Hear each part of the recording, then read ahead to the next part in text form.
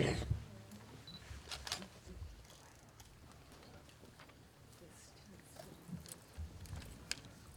evening. Welcome to the Peoria Riverfront Museum Giant Screen Theater. I am Anne Marie Miller, Vice President of Development, and on behalf of all of us on staff, thank you for joining us as we look back on our record-setting year for the museum, and we are also excited to share some, I'll give a hint here, giant announcements for what's to come. As a 100% privately funded, not-for-profit organization, we would not be able to do any of the projects you will see tonight without the support from you, our members and Visionary Society members. So thank you for making this inspiring place possible for our community. This time, I am pleased to introduce Katie Mccord Jenkins, President of Illinois Mutual and the Chair of the Museum's Board of Directors. Katie and our entire board of 21 members bring the voice of the community into the leadership of the museum. We are very proud of our board and all they accomplished for us and the entire community. Please help me welcome Katie Mccord Jenkins to share the board's work with you. Thank you, Emily. Good evening. Thanks so much to all of you for being here and for your patience. You know, we've got an engaged board when we run a little long in our meeting that we just completed before coming up here. So you can rest assured we've got a great board that I'll tell you a little bit more about here in a moment. But I wanted to start with telling you a little bit of a story. You know, it was the summer of 1988, and I was just a little teenager. And I volunteered at Lakeview Museum during the Passion of Rodin exhibit. Rodin's, most famous work of art, The Thinker, was up on its pedestal outside the museum, and the museum was abuzz with excitement and pride during that time. And Peoria was too in general. It was exciting to see. And from that experience, I first learned how museums can be such a tremendous place of community, of inspiration, of learning, and a great source of pride in a community. And so being here today, able to speak with each of you, with this group today, is a great pleasure and an honor for me. Because, as the chair of this board for the last year, I've been able to continue to see how this museum is creating every day that great sense of pride, that sense of wonder, that inspiration, and so on for our community. It's been fantastic. And, my office is just across the street from here. And, for many years, we'd look out the windows of our building and see this vacant, sort of sad-looking block. And now we look out across the street and we see this beautiful building, this beautiful county building that we're so grateful and thankful to the county for and its citizens, that this museum is able to call this building home. And so we look, now I look out the windows of my office and I see this beautiful building. I see the Holocaust Memorial. I see, some of the sculptures that are around the campus. And I see school buses unloading excited students coming into the building. We see families and people from all over coming in to enjoy what this institution has to offer. And it's tremendous, it's exciting, and it's fantastic. And we wouldn't be able to do it without all of you in this room and the support of the many, many other donors and the thousands of members that this museum has. That would not happen if it weren't for you. And so we're so grateful for the continued support of all of our members and our Visionary Society members and our corporate sponsors and so on. It's tremendous. You make so much possible. And so when you come into this building, and hopefully you saw some of it when you came in today, or all the other many visits you've come in, you've seen how this building, when you come in, it's a buzz, with all of the visitors and the people who are here. And let that be a great reminder that your support is making a difference each and every day. So this past year, I've had the privilege of serving as the chair of the board with a group of tremendous leaders and volunteers in our community that are truly just They're a fantastic group. They are engaged. They're committed to Central Illinois. And most importantly, they love and are committed to this institution. And they believe in what it does and what it provides to our community. You know, I'm proud of the work that we've done. This board has been generous in its support of this organization in terms of the dollars that they personally or through their businesses have donated to this organization. Last year, they gave $220,000 in support of the museum, which is tremendous. It's outstanding. This board has also been generous in one of its other very precious resources, and that's its time. Each and every board member has devoted a tremendous amount of time to this organization. There are numerous meetings, gatherings, events, and so on, as many of you know. And this board, each and every time, has shown up. This board has given their talent, their thoughtful wisdom and guidance when needed. They've given of their talents, and they've acted as tremendous advocates and ambassadors in the community for this museum. And they do a fantastic job. And together with the staff, this last year, we had some important wins as an organization. We adopted and implemented a new strategic plan emphasizing blockbusters and entertainment value, cultivating philanthropy, and better engaging our audiences. We surpassed 275 Visionary Society members and $500,000 in sponsorships this year, both of which were ambitious goals. And they did a tremendous job. And last but certainly not least, which is really important to the story and the history, when you know the story and the history of this organization, last but certainly not least, we achieved our strongest fiscal year performance since we opened doors.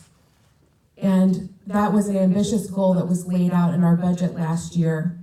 And it would not have been possible were it not for the staff, the board, your support, the community's support.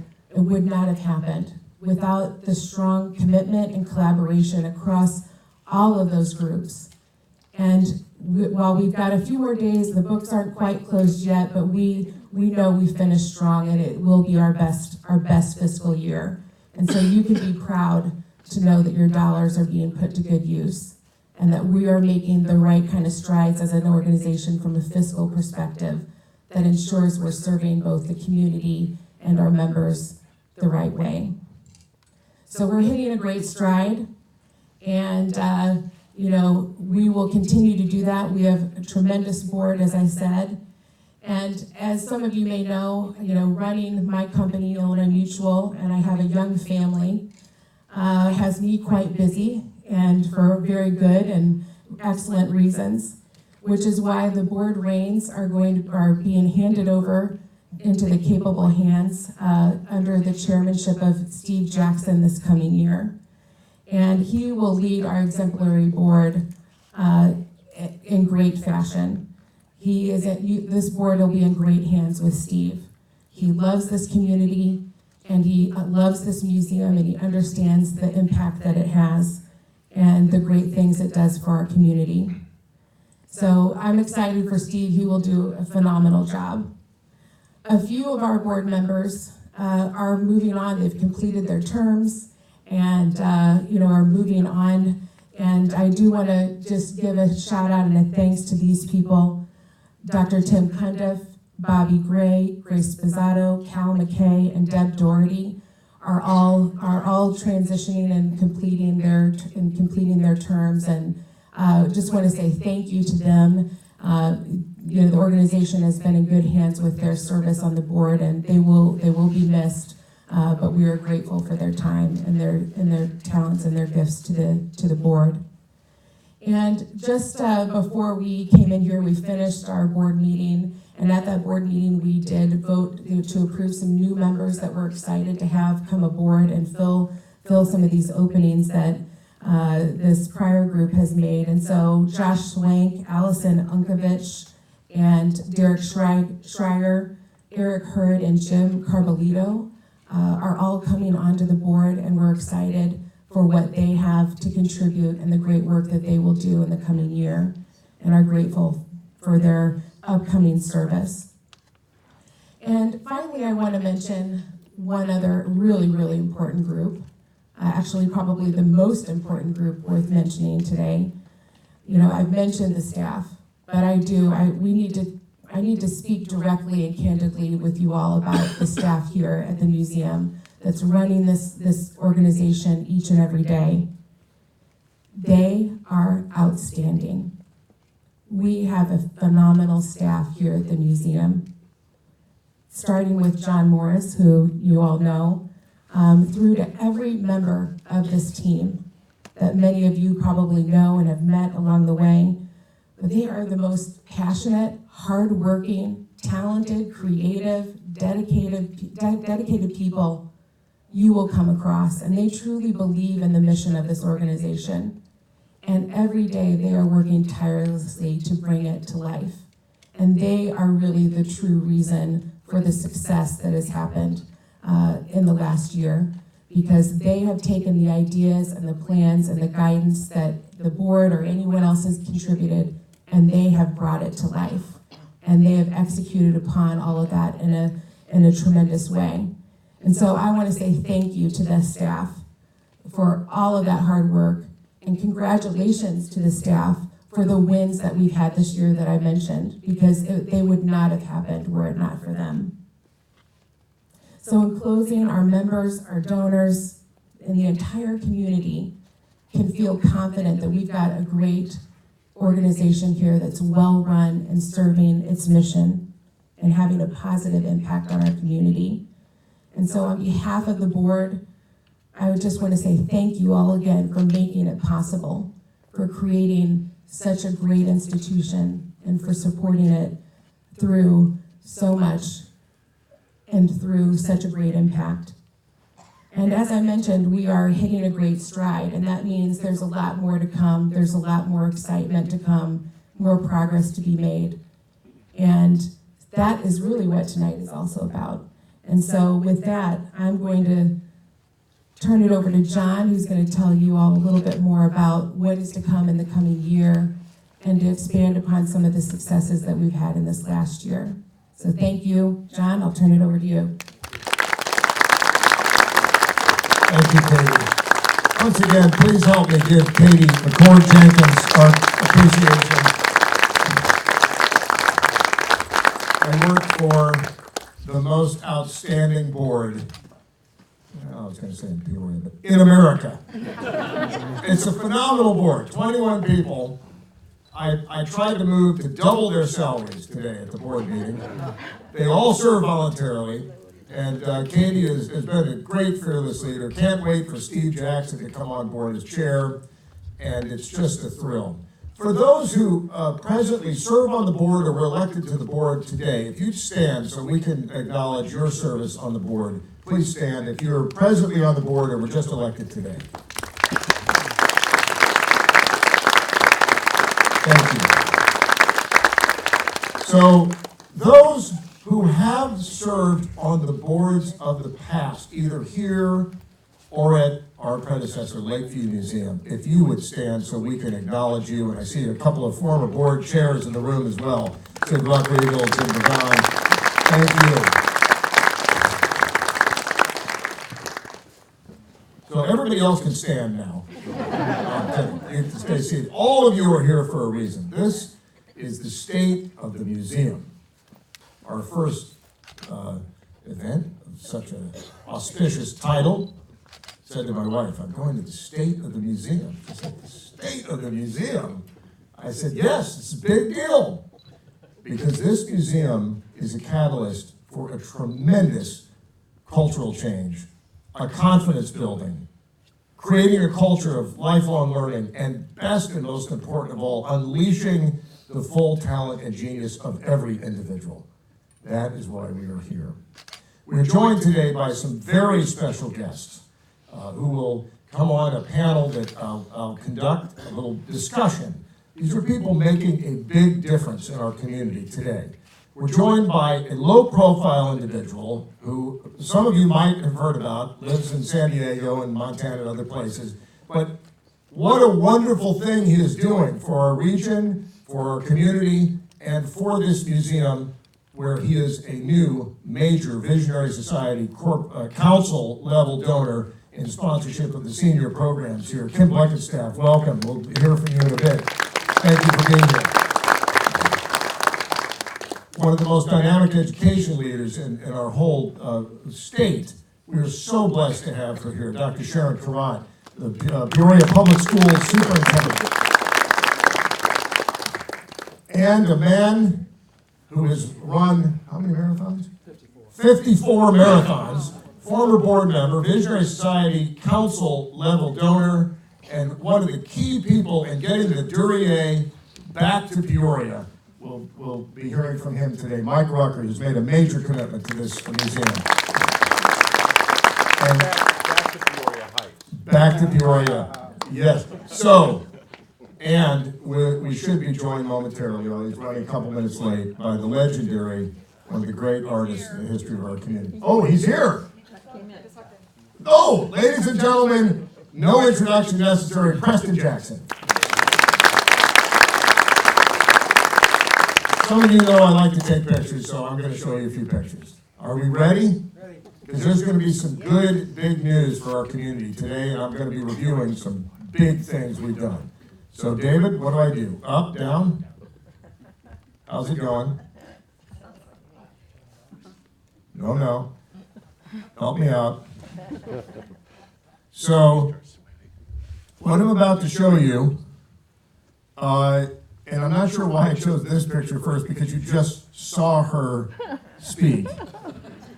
She kind of looks the same as she just did, but I appreciate her leadership, and that was why I wanted to make that first slide. So thank you, Katie Mccord Jenkins. We will also hear tonight from one of the greats, somebody without whom the museum would not exist. Former congressman, former Secretary of Transportation, a member of the Visionary Society, and a good friend to this museum and community, and my great friend for many years, Ray LaHood. So Ray, welcome to you, Mr. Secretary.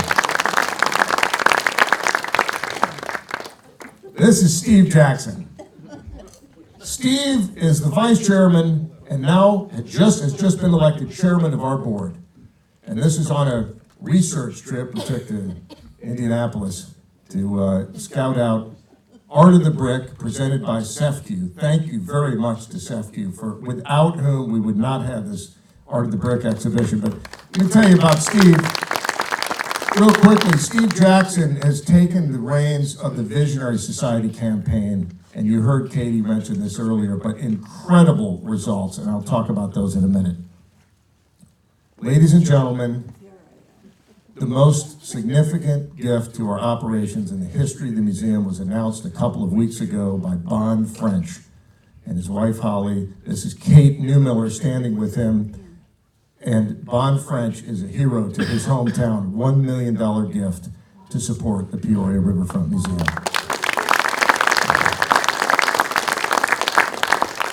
He did so to honor not only his upbringing in Peoria, he's a Woodruff graduate, but he did so to honor his mother, who turned 90 this year, and to remember his late father. His mother is with us tonight. Please help me to celebrate this extraordinary gift from her son to Joan Trenchard French, who I'm told is up right there. Joan, ladies and gentlemen, Joan Trenchard French. Joan was the first docent of the old Lakeview Museum. She was only 3 at the time, but we are so pleased to have you here tonight. This is a list of the Visionary Society members, and you're not required to read the whole thing, but your names are probably on it because almost everybody here is Visionary Society. Let me show you something absolutely remarkable. 2 years ago when I started, not the amounts, but that's how long the list of names was of people giving us $1,000. 2 years later, 276 members and growing.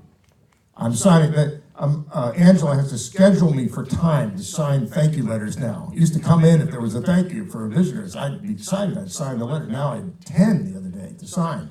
It is rolling. And ladies and gentlemen, do you know what happens when more and more people say, I can spare 1,000, I can spare 1,500, I could do 2,500. When we get the resources accumulated from all of us, we're gonna swing for the fences on what we do and bring in and collect and what we create here. We are the best at bringing in families. Now, this family happens to have been a major sponsor for the clock area right behind it, the Backlund family. We are the best at bringing in the students from the Peoria Public Schools and many, many other school districts from a 90-mile radius. Look at that kid's expression. I took this picture. I was walking through the galleries and I just snapped at the perfect time, and he's saying, ooh. That's our Rodin. We own one Rodin in our collection. We'll hear more later from Dr. Kherat about this program. We love having grandparents and grandchildren in the museum. Some of you may know these fine folks, major supporters of the museum, the stewards for many years. We have the best staff. When you come to the front desk, we have the best staff all around. These young people at the front desk particularly want you to have the best experience, the most inspiring experience possible. We have the best collectors. Now, we happen to be joined by one of the people in this picture tonight, without whom we would have not pulled off what is now being hailed as the greatest American decoy exhibition in the history of the museum world.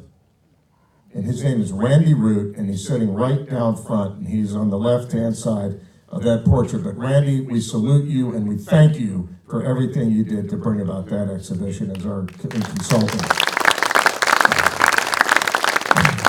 Randy and his compatriots pulled together $20 million worth of decoys that we showed in our studios. We have the best partnerships, 221 partnerships strong. Now these are legit, these aren't somebody who rented our conference room for an afternoon. These are partnerships we're working on with schools and other nonprofits and social service agencies. We actually have 5 different partnerships with Bradley University alone, and this is one of those with the Interactive Media Department. They do a Fuse Day here. Anybody ever been to Fuse Day? It's amazing. It's interactive. We have the best events, and maybe the best of all is the fireworks. Anybody coming to the fireworks this year? Good, about half of you. It's the best place to see the fireworks, probably in the Midwest. It happens that Abe Lincoln and the Common Man were watching with us last year. And we have the best community. When we come together, these are iron workers standing with Zan Ransberg, who is here with us tonight, ladies and gentlemen. Zan Ransberg, and I'm going to show you what she did. These iron workers donated their time to help us put together an incredible dedication for the late Dave Ransberg of this beautiful sculpture entitled Flowering. It's a kinetic sculpture, and it has already become an iconic piece in memory of Dave Ransberg and in celebration of Zan's support for us. So isn't that beautiful, ladies and gentlemen?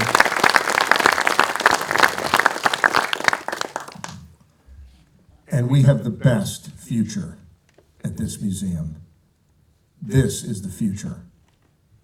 Every single one of these young people who come in here to this museum is inspired, affirmed, and lifted up.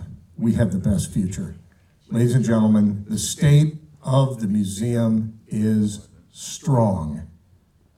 Say it with me. The state of the museum is strong. I just had to say that. Don't you say that? The states of the museum. The board and the staff developed an idea that blockbuster level exhibitions would require a tremendous amount of resources, sponsorships and donations. But if we did that, we would generate more memberships, more revenue from earned revenue at the gate. We would generate more sales in the shop.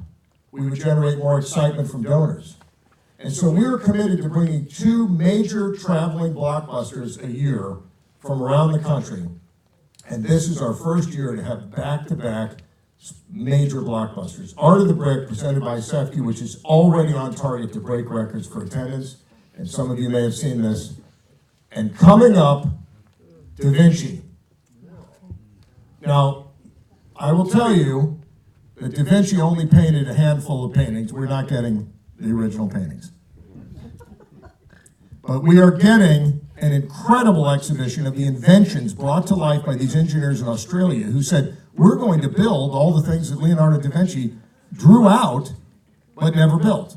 We are also bringing an additional exhibition that'll be tacked onto it, but is in its own right an incredible exhibition, which is a scan, the highest resolution scan ever created in partnership with the Louvre of the most famous painting on the planet, the Mona Lisa. So we will have Da Vinci the Genius and the Secrets of the Mona Lisa in Peoria. And this has been all over the world. It's a big deal. We're getting it. Back-to-back blockbusters. And in between those, we've acquired the moon. Renee Kerrigan, who will be named new head of our 3 theaters, both the Planetarium and the Giant Screen Theater, but also the Duryea Theater, I'll be talking about a little bit, that Mike Rucker is making possible for us, is also going to be our science curator now. And it's about time we had a science curator, Renee, so congratulations. Renee found this absolutely spectacular model of the moon by a British artist. And the Peoria Riverfront Museum is bringing it. It's the only 4-meter moon that this artist has ever made. It's going to be magnificent. And down to the millimeter of detail, lit from inside, it's going to help us celebrate the 50th anniversary of the lunar landing. Now, what are we going to do for us next? That's the big question. Well, we like to make relationships. We curate relationships like we curate objects. So, what is regarded probably as the pinnacle of culture, the arts, and museums on the planet, New York City. So with all due respect to my friends in upstate Illinois, who do a lot of great stuff, but we're Peoria. We're the oldest city in the state. In fact, we're the oldest continuously European settled city in the nation west of the Appalachian Mountains. So I said, okay, we've talked to our friends in Chicago, but I'm going to go start to visit with New York City. So this is the American Museum of Natural History. Some of you know it as the Night at the Museum from the film. This is the granddaddy of all natural science museums in America. 1.6 million square feet of space. This museum is a pretty cool place. I'd like to have a relationship with them. So there we go. Bill Conger, our chief curator, and I went out there, and we attended a press conference for their 150th anniversary. I got there and I said, who are all of these people? They said, this is the press. I said, oh, that's the way a press conference looks in Peoria as well. Right, you guys? So, there must have been 150 members of the press in New York, and they announced on the celebration of their 150th anniversary that they were proud to have been in the museum to discover the T-Rex. They discovered it. And of course, it's become the most popular of all the dinosaurs. So they have an exhibition on the T-Rex. So Bill and I were lucky, because guys from Peoria, I guess, get special privilege coming in from the quintessential little American city. They took us and showed us the dinosaur bone room. Incredible. This is the most incredible stockpile of dinosaur bones anywhere on the planet. So I said, well, I'd like to meet with the president. So I went and met with Dr. Ellen Nutter, legendary former university college president who served as the president of the American Museum of Natural History for years. And I said to her, Dr. Nutter, what are you doing with that T-Rex exhibition after you're finished with it?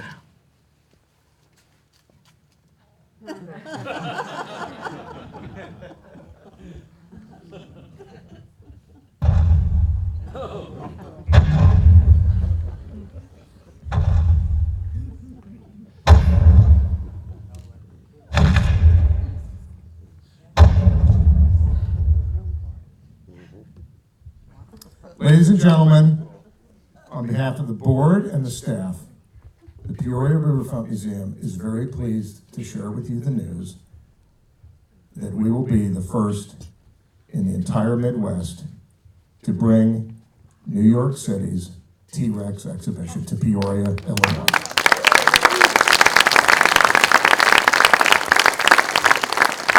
This is a big win for our museum and a big win for our community. This exhibition is fantastic. Features interactives, features the latest thinking about what dinosaurs would have looked like, particularly the T-Rex is the entire exhibition. And it features just an incredible array of hands-on interactives. It's going to be, I predict, the biggest thing we've ever done in terms of drawing folks in, and we will get it before upstate Illinois. Now, here's some other good news. Our friends at CEFCU, and Mark Spenny is with us today, are going to put up the money to be the presenting sponsor for T-Rex for this museum. And we are very grateful. It so happens that I set up the press conference where they announced their support for Art of the Brick next to the T-Rex Lego, which is the picture you see before us. So, Janae, thank you. Now, while we were there, we said, what else do you have? So, T-Rex is coming in the summer of 2021. The summer of 2020, we will bring Creatures of Light, Bioluminescence, and this is just a cool exhibition. Every kind of living creature that glows will be featured and elaborated on this exhibition. It'll be a beautiful, wonderful exploratory exhibition. Let me talk to you about this past year. By the way, how was that for pretty good news? This team has been working overtime, like Katie said. Let me talk to you about this last year. Don Shea lent his absolutely extraordinary collection of Tiffany lamps. Wasn't that beautiful? Don Shea is an amazing, amazing collector. We have done more with collections. One of our initiatives this year is to do not only with our own collection of 15,000 objects at this museum, but what's in the community? What is out there? So, what else did we do? Our guest curator, Bill Heidrich, put together a magnificent collection of bronzes. And there's Bill checking out the one non-bronze piece, a 2,000-year-old Roman torso. It's incredible that he found these things and brought them on loan. There had never been a small exhibition like this in Peoria. Steve Spain lent his collection of Disney. Wasn't that fantastic? I know most of you saw that. This is one of the best collections in the country of classic Disney. And we were really pleased to be able to have that. And by the way, in all three of those, guess what the rental fee to the museum was? Zero. So we're promoting it, but because of the generosity of these lenders, that I had to mention them. We worked to celebrate our own local theater's 100th anniversary of Peoria Players. And then we stepped up to the plate, as I mentioned earlier, and we knocked it out of the park. The Shelburne Museum curator is calling this the greatest decoy exhibition ever mounted.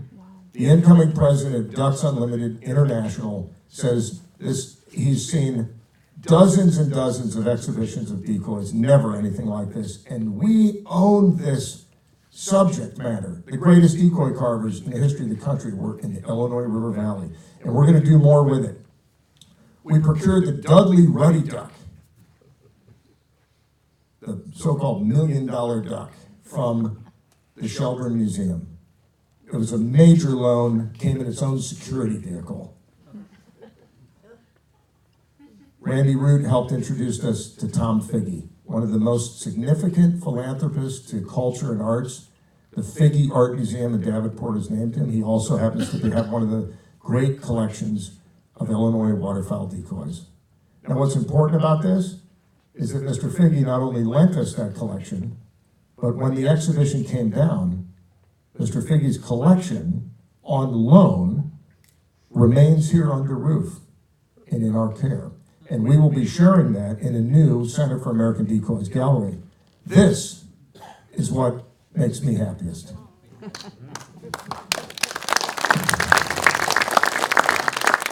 Who knew that hunting decoys would be the most popular thing our school children saw all year, Dr. Kherat. It was absolutely amazing because they love the design and the beauty of these. These are our guys working right now on getting ready for what will be phase one of the new Center for American Decoys, where we're going to be able to show off the greatest of the decoys in our collection.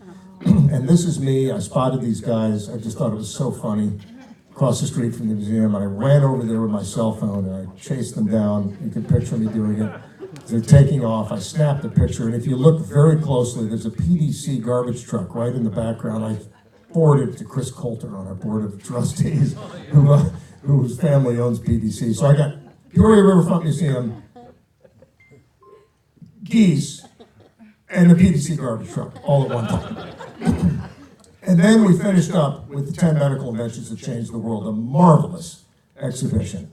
We borrowed from Mayo, the first heart-lung machine. We borrowed from Colonial Williamsburg, incredible artifacts of Revolutionary War history. Listen, when our curators are working with Colonial Williamsburg, and some of you know Jerry Shaheen, retired group president, Caterpillar, he's on the board at Colonial Williamsburg now, and he has introduced us, opened the door, and trust me when I tell you we will be doing more with Colonial Williamsburg here at the Peoria Riverfront Museum. But all these artifacts had to be flown in by a curator and installed in that case put on, and then the curator had to come back from Colonial Williamsburg to retrieve them. We got Ella Fitzgerald's glasses from the Rock and Roll Hall of Fame. And from Unity Point, the old Methodist, we borrowed this extraordinary collection of photographs from the nursing school. I just love those piercing eyes of that woman who probably cared for hundreds and hundreds of people in her career as a nurse.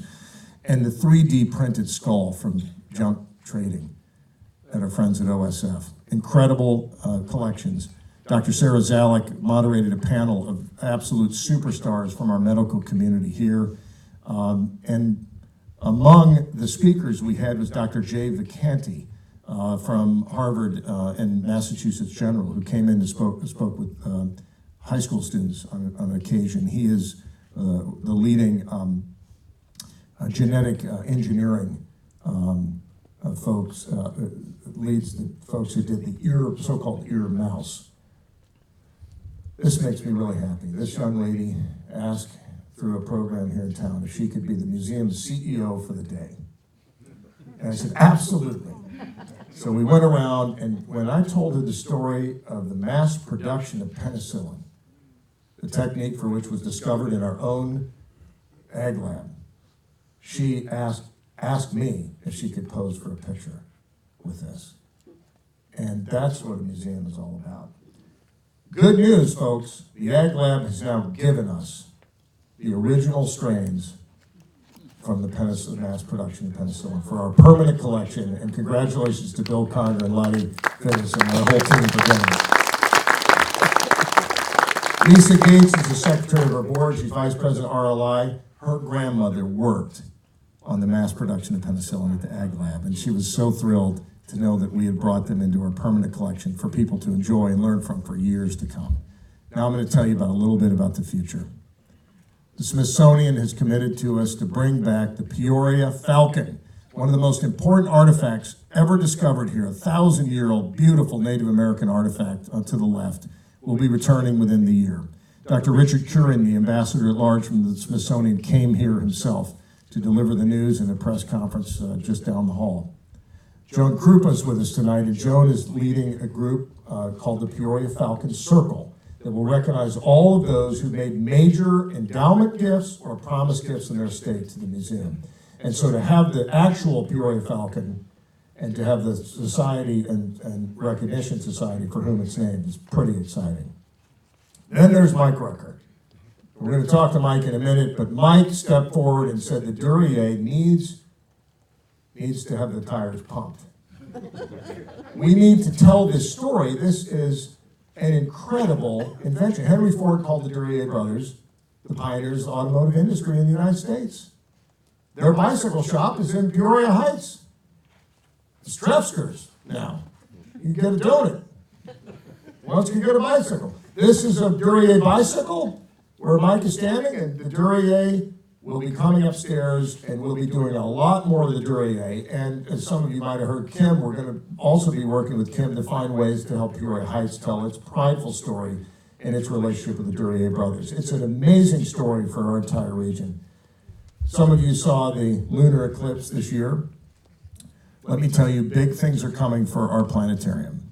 Renee Kerrigan and her team are outstanding. We are going to work hard to raise the resources in the next year to put in a new system, a new 4K system. It's time to upgrade our planetarium to the standards that it deserves on a national level. Renee, the National Science Foundation, is about to be flown off on their dime to Chile, the greatest place in the world to observe the stars. She'll be leaving next week, and she and a team of blue ribbon team from other planetaria around the country are developing a new show. Hal Fritz, Medal of Honor recipient, was recognized on the 50th anniversary this year. How many of you were there for that program? Oh, good, a good number of you. Only 74 Medal of Honor recipients in the whole country. Hal Fritz lives in Peoria, is one of them. I've got some good news for you. On his date of act of valor, January 11th, Hal Fritz will bring 3 more Medal of Honor recipients to Peoria, along with him, to celebrate the bravery. That is incredible. Some of you may have seen yesterday, the White House presented a new Medal of Honor. 8 medal recipients were present at the White House ceremony. We will have 4 here in Peoria, January 11th, and I can assure you that's the most we've ever had in this town at one time. Mary Jean Bowman, Holly Barton, standing with students from Peoria Public Schools. As we'll talk with Dr. Kherat in a minute, this is the most incredible thing I think I've done in my 2 years since I've been here. To bring these students in, just a quick story. I go to speak to Rotary clubs and chambers of commerce all the time, and I say, how many of you have been to the museum? Maybe 2/3 of the hands will go up. I said, wonderful, you're all invited, come and sit. These young people, it's in the 2nd year of our program with the Peoria Public Schools, and they're standing in the lobby a few months ago, and I stopped and I said to these 5th graders, I said, how many of you have ever been to the museum before today? Every single hand went up. Every one, because of the Every Student Initiative, we are making museums a habit. And if you don't think this will change the future of our community, think again. I just have to show him, he's a legend. And he's with us today, Lonnie Stewart, artist and Visionary Society donor to this museum, has created a 12-foot bronze stein to commemorate our sister city relationship with Friedrichshafen, Germany. And it is temporarily installed before it heads off to Friedrichshafen, right out front of the museum. And that was quite a sight that day. Just so happens that a bunch of German song festival people at a conference in town were touring the museum. So as if by magic, we were surrounded by like 30 or 40, Lonnie, of these German song people. And they broke out into German singing, which is what German song people do. So, you know, we're working to really build more relationships in the community. And one of those is with the Diocese of Peoria. I'm very pleased to say that we'll be bringing some artifacts from Bishop Fulton Sheen to this museum. And that is very exciting. We'll be working in conjunction with them. This is one of the diocesan schools, St. Thomas, which has reached out to us and has done this extraordinary work of art with the students and consulted with an artist. And we'll have this on temporary display this summer to celebrate the work that is going on in creativity in our local community. Now, we're getting close to the end. You like my pictures? Yeah. They're fun? Yeah. My wife says I like to talk so much that when I found out that pictures say 1,000 words, that's why Thank you. I thought it was funny, but that's... Ladies and gentlemen, one of the legendary citizens of Peoria, who is with us tonight, we're going to hear from him in a bit, is a Lincoln Laureate, the state's highest recognition. And he is an historian. He is a guitar player. He is a car collector. He is the Renaissance man, Preston Jackson. And this piece behind him, we're seeing just a part of it, took 25 years. Over 25 years, he developed something called Bronzeville to Harlem to talk about the unbelievable spirit of opportunity during that period known as the Harlem Renaissance, which began 100 years ago in 1919. And I'm very pleased to announce today that Bronzeville to Harlem will be coming to the Peoria Riverfront Museum permanently.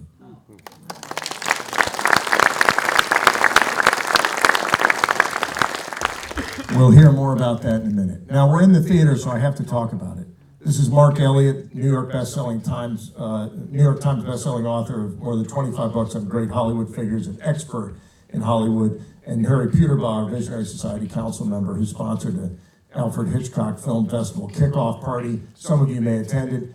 David Steve and the team in the Giant Screen Theater are bringing art films, they're doing film festivals, they're bringing in exceptional speakers, and we're doing some fun commercial films as well. So, if I might, do you mind if I mention what you do, Craig? Project manager for the KDB group. Well, I mean what you do here when you bring these kids. I'm going to ask Greg, who's here with Kim, to tell us what he uses the theater for. So I'm the board of directors for CASA. We're a court-appointed special advocate for children. There's over 500 pending cases in the court system here just in Peoria. And these kids don't have any role models. They don't have anything. They're bounced from one court to another court. So what I do is I bring Polar Express and I rent out this whole entire theater, and I bring all the kids that are in the court system, and also there's another organization I bring, but to see and experience Polar Express. A lot of these kids have never even seen a theater ever in their lives, so to come here and feel the rumble, the train, the big screen, it's phenomenal. And like what you said earlier, you know, I get the joy from seeing the kids. That's my payback. That's what I love. So, but yeah, thank you. Thank you, Greg. I think that is just marvelous. It's just one of the many ways that we use this theater, I think, to build people up. And Greg, I'm sorry to put you on the spot, but thanks for talking about it. So, is that it? Thankfully, ladies and gentlemen, help me welcome my special guest today. By the way, one more time. Pretty good stuff, right? I say this sincerely, you are making it possible. You are making it possible. It's interesting, I see the Amdals here, John and Sharon Amdal. I hope you don't mind me saying this, but John and Sharon would call, John was the retired director of research for all of Caterpillar and Sharon's Caterpillar Research, and they would call and say, this quarter your major achievement was this. This quarter your major achievement was this. And I appreciated that, because it kept our eye on the prize. But we've got a few achievements. We've got a few quarters and a few achievements. Ladies and gentlemen, 4 people who've helped us make these achievements possible are with us, and let me bring them forward right now. Mike Rucker, Dr. Sharon Kherat, Kim Blickenstaff, and Preston Jackson. If you'd come down right here, we'll have a conversation.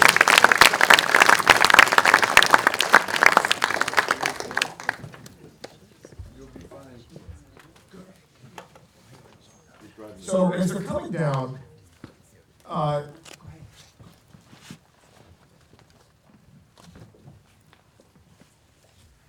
on in here, Preston. Sure. That's right. You guys drove through, Okay. So there's another one. They gave me an extra. So we picked these 4 people out. We'll come down however you want. Okay. We picked these 4 people out because all of them have an extraordinary relationship with helping us achieve our mission. Some have been with us for years. Mike Rucker, who served on the board of the old Lakeview Museum and had the first idea to bring dinosaurs back 30 years ago, which broke all records then, and is still around. He's a young guy. He runs our interplanetary 5K. He's the chair of that and so forth. But so Mike's been around for many years. Dr. Kherat, who I first met, ironically, raising money for Preston Jackson's first solo exhibition at Lakeview Museum back when you worked at the old Urban League. You remember that? And I came in, and that's 30 years ago. So these folks have been, and then Kim Blickenstaff has been around forever. It's just we didn't know it. But his heart's been in this place, and I'm so delighted when I see you coming back into this community and investing what you're doing. I see Bon French looking back home. I feel a trend coming, whether it's for the museum or it's for the Peoria area in general. It's a great thing. So let me start with Preston. And Preston, talk a couple of minutes about what this project of bringing Bronzeville to Harlem means to you. Well, first of all, I'm quite honored. Surprised I wasn't quite prepared. I'm over there pouring waxes and firing up the furnace. But anyway, what was your question? So we're bringing Bronzeville to Harlem to a place of great public exposure and enlightenment, I think, for the public. Okay. What's your idea behind? I mean, this is your life's work, and you're putting it here to the museum. Tell us what that means to you. This is very important, especially today, what we're going through as a country and so on and so forth, you know what I mean? But anyway, I'm quite honored to be able to share, my interests. For years, I've been interested in diversity of all types, all periods, all places, all people. That's diversity. And I have an opportunity to exhibit, at a place such as the new museum. I'm not a stranger because Sally Page, I don't know, oh, her daughter's here. So, yeah. And friends of mine from the old days, when we were involved with something called Circus. It was behind Lakeview, and I had an exhibition there. But anyway, the piece that I put together is actually an installation. And about 15 years ago, I taught sculpture at the Art Institute for 27 years. It's a long time. And I got the opportunity. John is a friend of my daughter, Alice. You guys went to school together, and he visits my studio quite often, as he did then.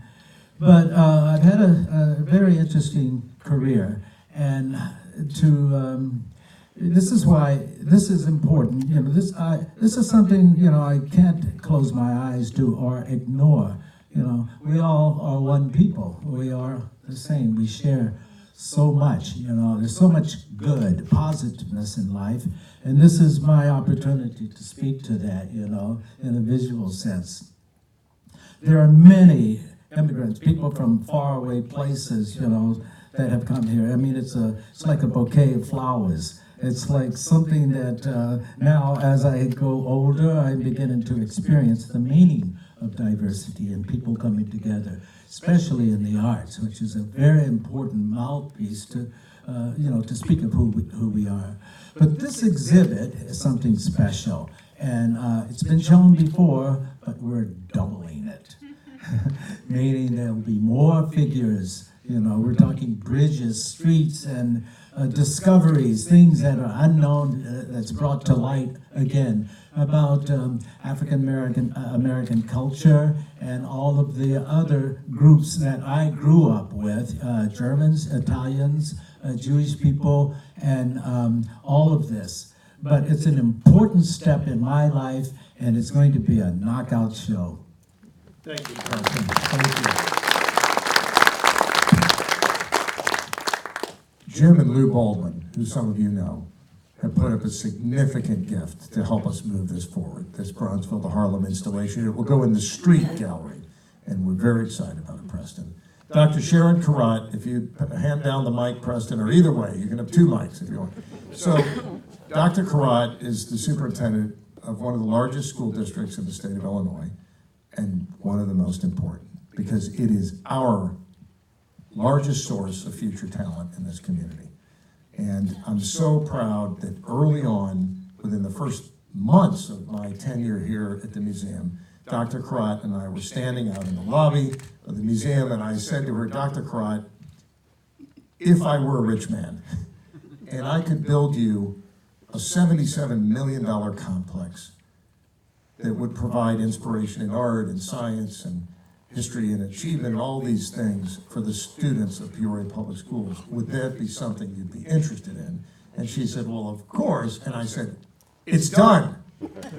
It's right here. And we looked at each other and smiled, realizing that we had built this resource, and at that time, we had 1,000 students a year, I think, coming through. Now, every single K through 8th grader in the Peoria Public Schools is eligible to come through, and we get almost all of them. 87. Anyway, let you carry on the story as to the first 2 years of our Every Student Initiative adventure. Yeah, it's really shocking, and as John said, it's unprecedented. I don't know if this happens in other communities, but and the majority of the kids are low-income kids, so they would not have had that opportunity to come to the museum. And you know, I just like the idea that it provides some excitement. You know, they have that opportunity to kind of sort of like touch things, and it's more relevant, it's more hands-on.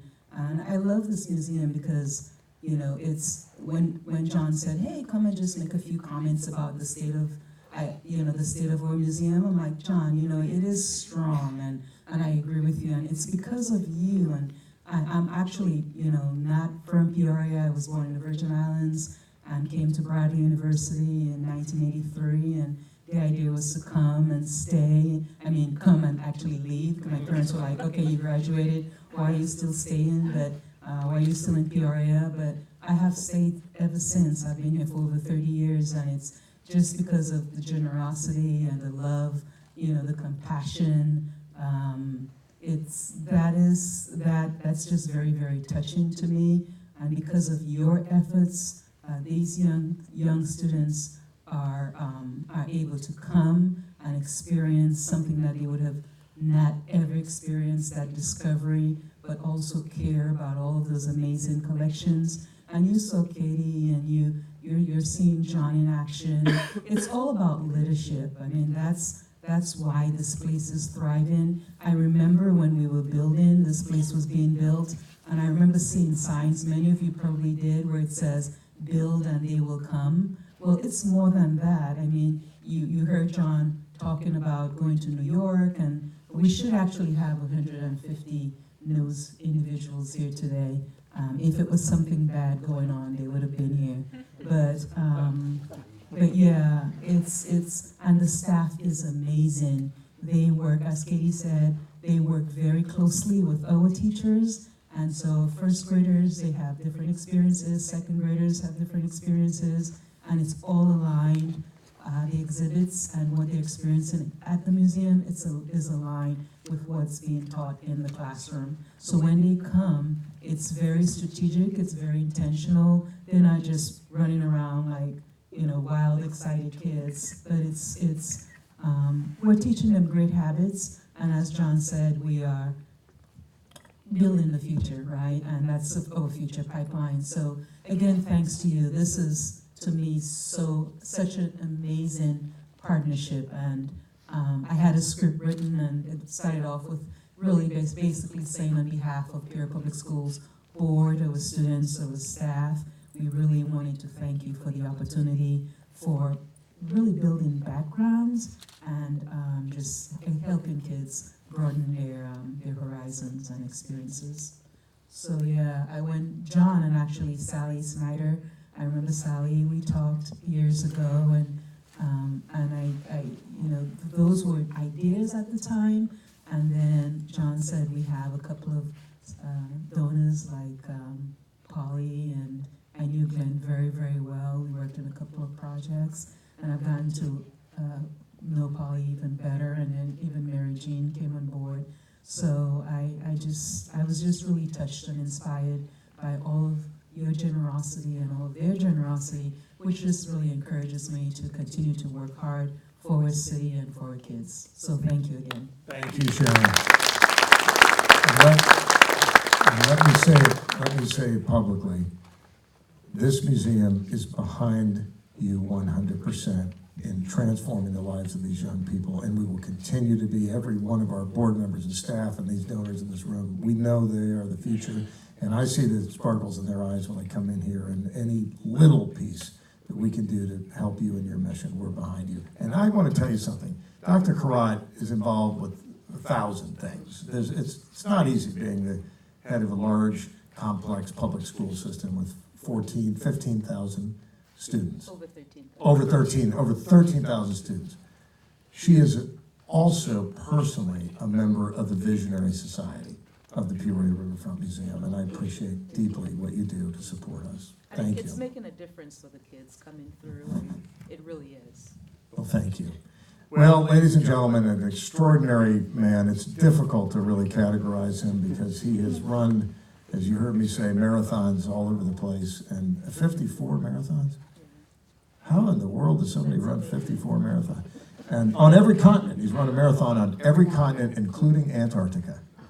This is a Renaissance man. He's a Caterpillar retiree. He's author of children's books.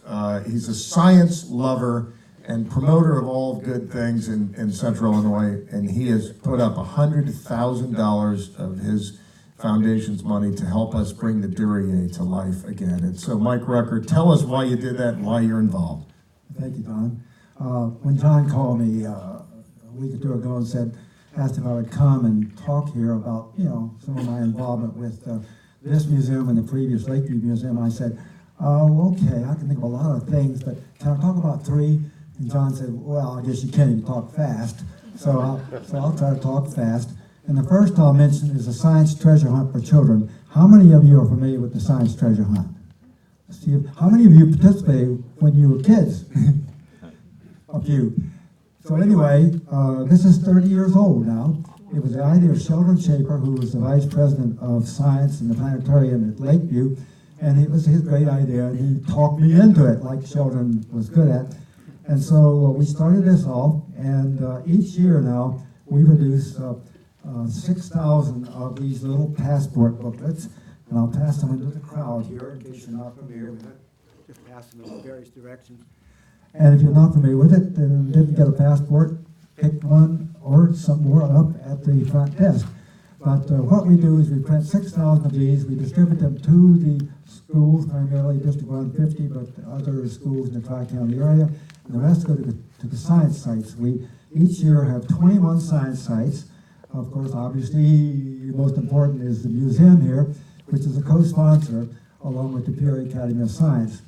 And so when it's over, it goes from April through Labor Day, and at the end, the students who turn in their yellow sheet in the middle, we draw 100 winners at random, and those winners we give prizes, usually about $35 worth of books and puzzles and things, science things. And then we draw 6 more, and the top prize overall is a $500 science shopping spree with the NASCO Science Catalog.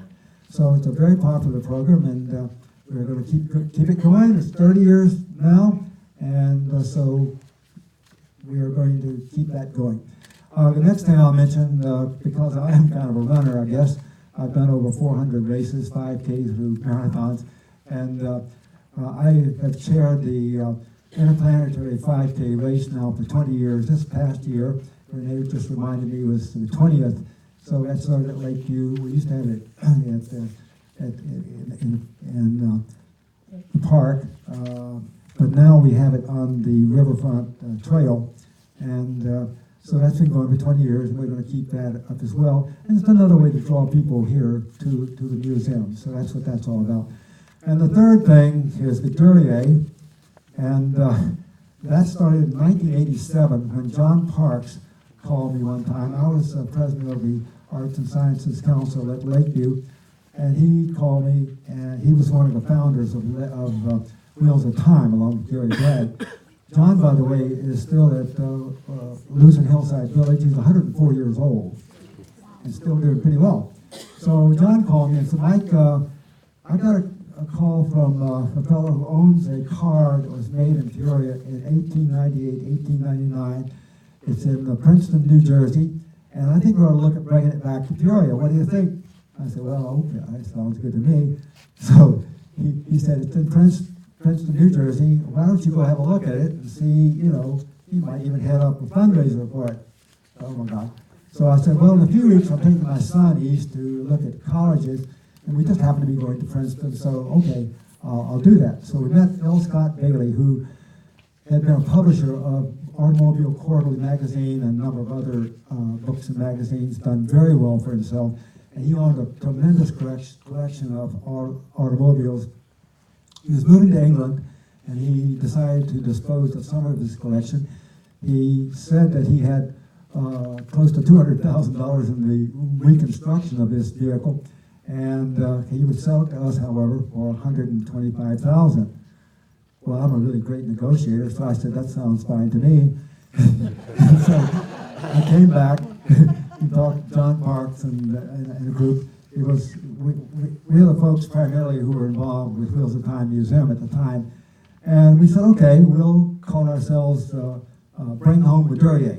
It's only $125,000. So we started off, and it got off to kind of a slow start. And then we had a major event happen. A fellow who thought himself to be an automobile historian came forward and said, I don't think it was made in Peoria. I think it was made in Reading, Pennsylvania, and you guys are out of line. He tried to shut it down.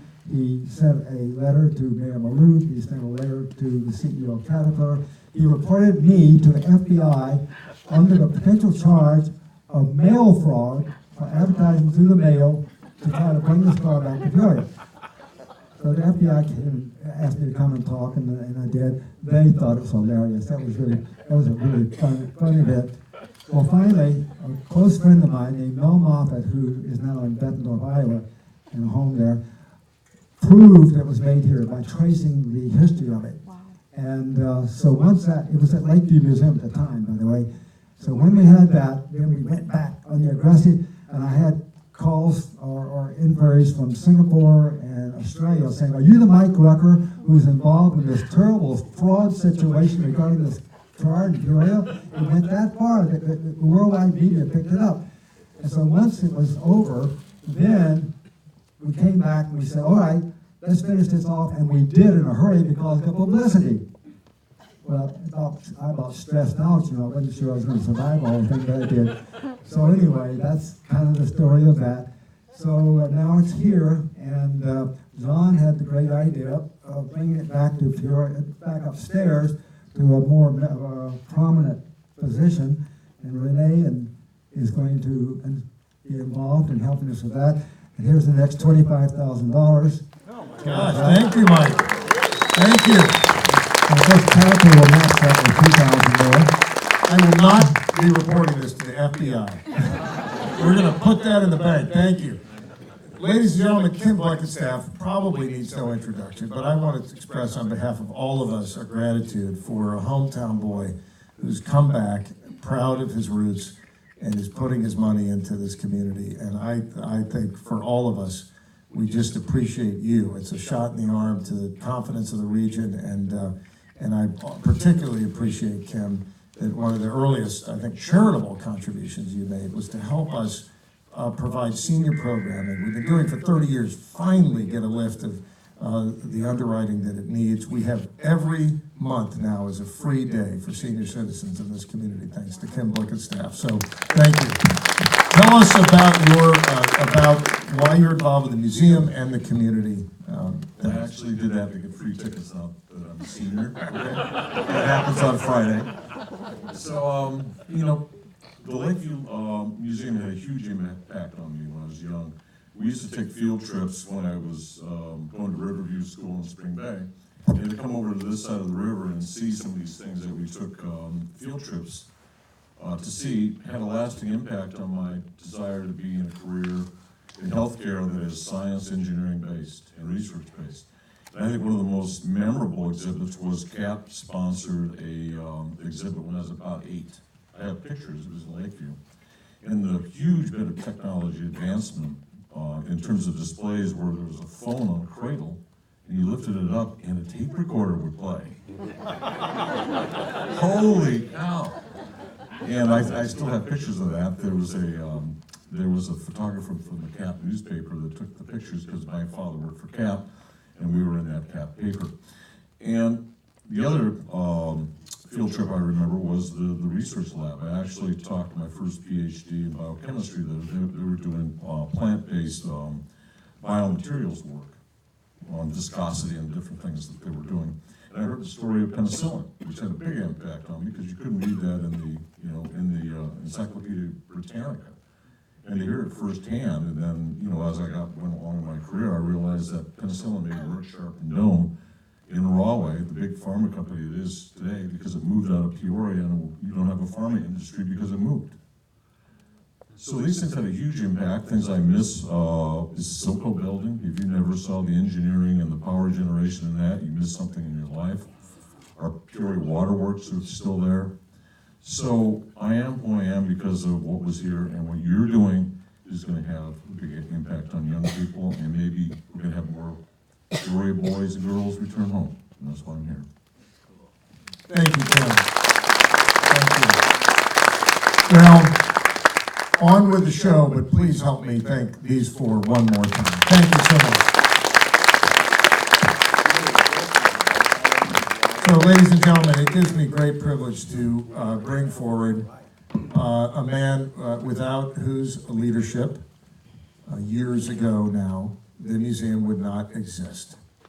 We are a private, Anne-Marie mentioned earlier, we're a privately funded museum, but we live in the people's house. This is a county-owned building, and we are privileged to have with us the county board chair tonight, Andrew Rand. Andrew, if you'd stand up so we can say hello. Thank you, Andrew.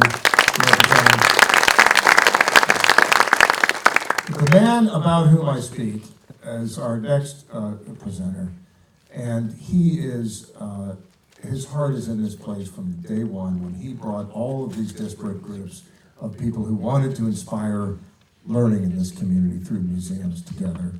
And we owe him a debt of gratitude, particularly because he has now stepped up once again, and the board today has elected him the chairman of a newly formed group that springs forward from our associate board called the President's Advisory Council. And there are a number of people in this room elected to that advisory council, including Zan Ransberg and Sally Snyder. Vicki Stewart was elected here at Peterborough, Jim Owens, and others, I'm not sure who are not in this room, but we will have many, many good names and people behind. And Preston Jackson, elected today, unanimously, Preston, unanimously. So, ladies and gentlemen, please help me welcome to the lectern, the friend to all of us in this museum, the Honorable Ray LaHood.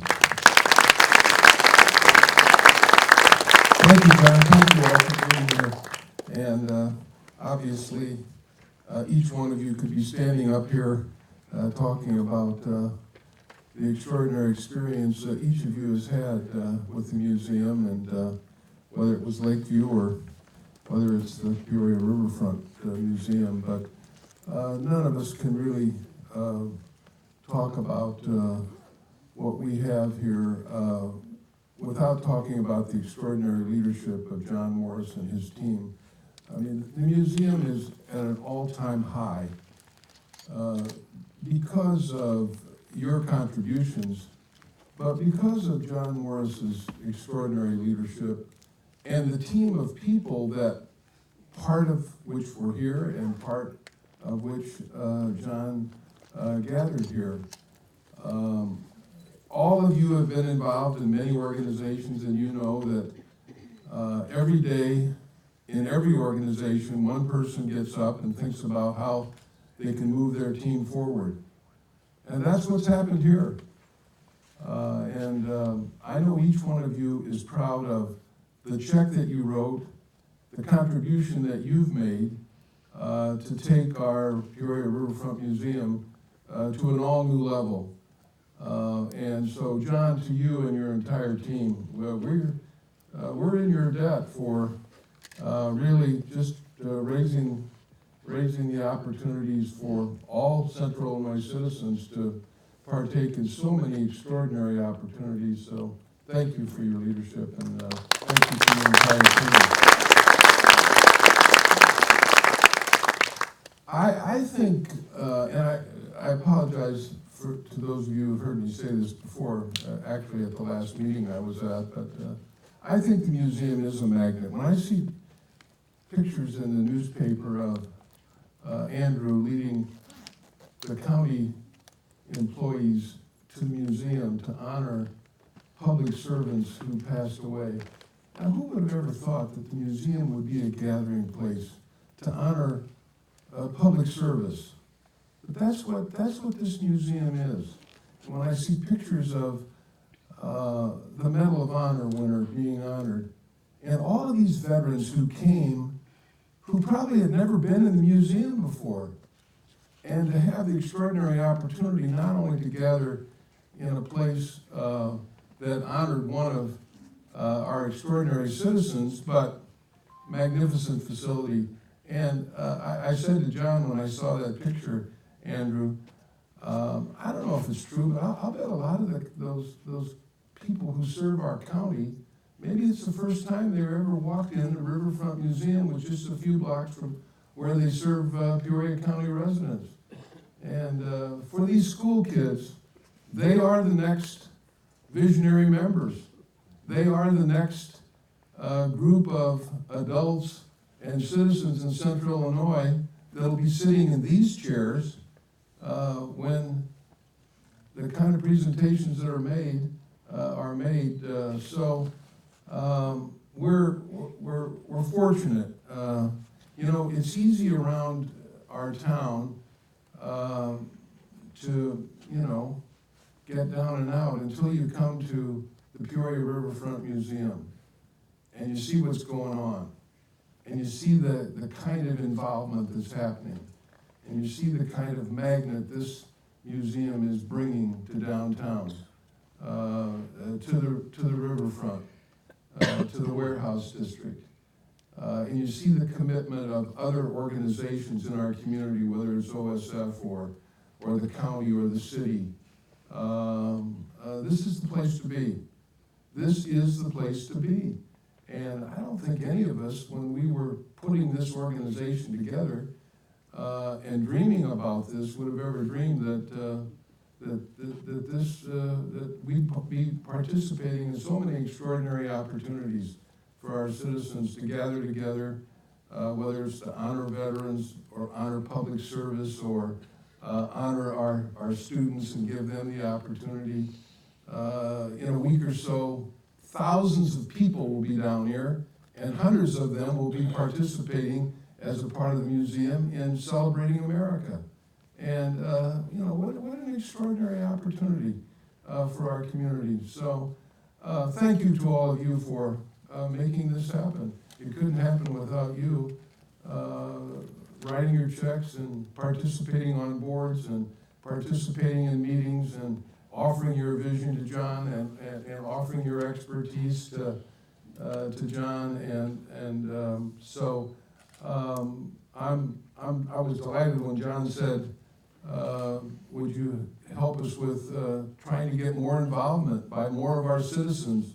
You know, everybody can't serve on the Peoria Riverfront board, but we'd like to have involvement of other people. And any of you that want to be a part of our group, you're more than welcome. We'd love to have you. But you've done plenty already, I'll tell you that. You really have. And I'm sure as you leave here, you're going to be mighty proud of what's been created by you, by citizens of Central Illinois. So thank you for all you do, and we're obviously on to bigger and better things, and how proud we can be of what's been accomplished here and what will be accomplished in the future. So thank you to every one of you for being a part of that, being a part of the Peoria Riverfront Museum team of people who have built a wonderful opportunity for our citizens in Central Illinois. Thank you. Thank you. One more thing to do. By the way, there's only one person in this room who's written 147 editorials for the Journal-Star promoting the museum. Barb Drake, I always like to recognize her. And we'll take back to Ray, and I think Ray. Now, there's one thing left to do today, and I'll tell you a little story. We are an affiliate of the Smithsonian Institution, and the Smithsonian has 19 museums. We were the 20th affiliate. Now there are hundreds of them in the country, but this makes us eligible to borrow objects, which we have done. It makes us eligible to bring in speakers, which we have done, and connect with them. But we're the only museum that has actually taken the Smithsonian's namesake, James Smithson, a Brit who left his estate, never visited the United States, but he loved the idea that, interestingly, that we had brought about our own revolution of freedom. And And in Great Britain, he left his estate to the United States for the purposes of educational support. And the Congress decided, after deliberating and debating, which they do, that a museum would be the beneficiary of this money. So the Smithsonian was created, named for James Smithson. So we here at the Peoria Riverfront Museum created last year the James Smithson Award. And it is a leadership award for those who are exemplary in what they do. And last year's recipient, our first, served valiantly and faithfully and with thousands of hours invested. Sid Rucker, our former 3-year board chair, is with us tonight. So Sid, if you'd come forward to help me in presenting this year's selection, and it does not necessarily on a year-to-year basis, it's a special thing, but it happens to be a year ago we presented the first. This year's recipient, who is part of the DNA of museums in Peoria. This person talks to me about her promotional ideas for the museum, her love for the museum, the check she writes for the museum, the people that she was on the founding board of this museum. She is the daughter of the founding chairman of Lakeview Museum. But she, in her own right, although she comes from a legend, she in her own right is one of the most important leaders this community has had. Former president of the Peoria Public Schools Board, former elected official, current board member for United Way, and numerous things, too numerous to count, and frankly, a matriarchal figure to some of us in this room, although you're not old enough to be matriarchal figures. She is a dear friend to so many of us in this room. So please help me congratulate Sally Snyder, this year's recipient of the James Smithson Award.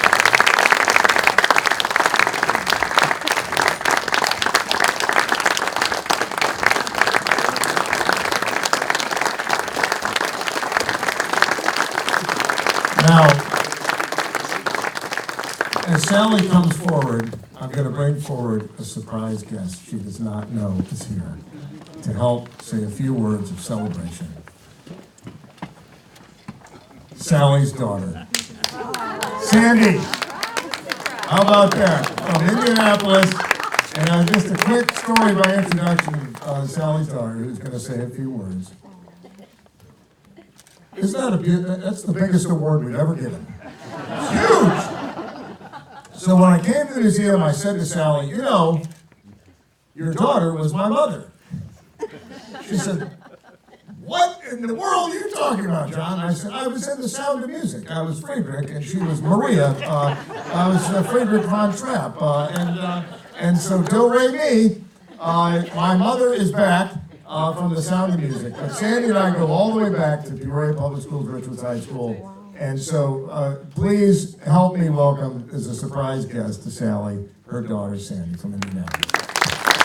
Okay, for the record, I'm only 3 years older than John, so that whole mother thing, terrifying. Good evening.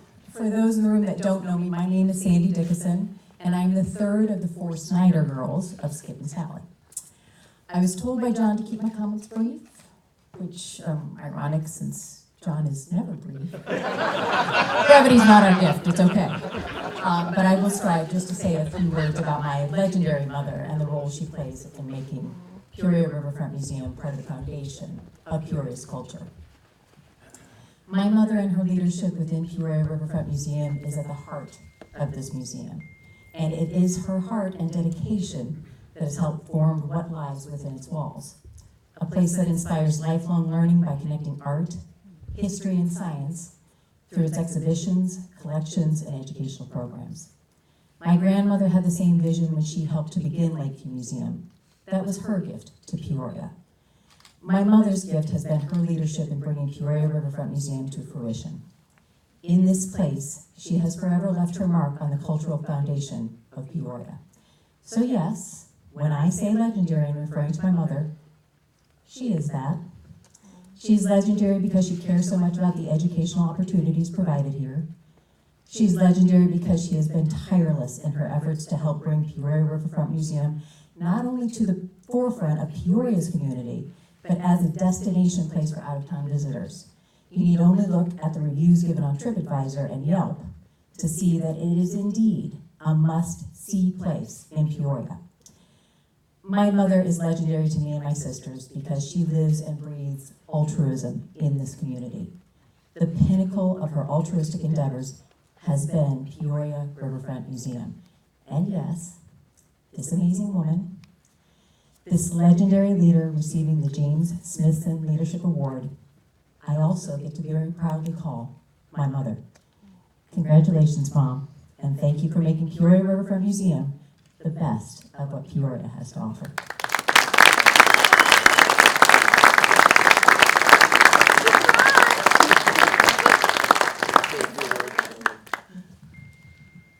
I'm never speechless, as you all know. This I am. First, I'm so honored and so pleased. I love the museum. It has been such fun for me to be able to be part of something that I grew up with my mother, and that I've been able to be a part of.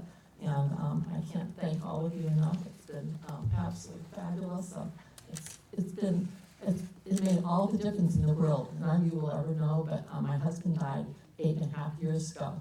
I came on the board right before that, and it absolutely got me through the last 8.5 years. So lots of friends did too, but this was a very special place for me to always come and know that I've had a place here, and that it's just been marvelous. So thank you all so very, very much. So fantastic.